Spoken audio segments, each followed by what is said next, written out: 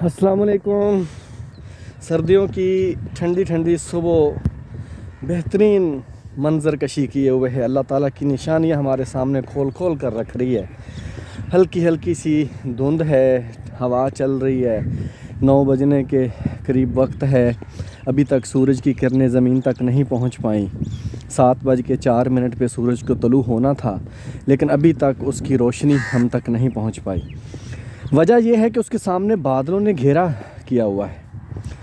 इस चीज़ को देखते हुए बहुत बेहतरीन सबक हमें मिलता है कि ज़िंदगी में आगे बढ़ते हुए जब कभी हमारे सामने कोई रुकावट आती है, कोई परेशानी आती है, कोई ऑब्स्टेकल आती है, तो हमें शोर शराबा करने की बजाय, हड़बड़ाने की बजाय, को बहुत ज़्यादा तमाशा लगाने की बजाय, मायूस होने की बजाय हमें खामोशी से इंतज़ार करना चाहिए और उस प्रॉब्लम, उस मसले से निकलने की बेहतरीन हिकमत अमली तैयार करनी चाहिए और अपने मोमेंटम को कैरी करते हुए आगे बढ़ते रहना चाहिए।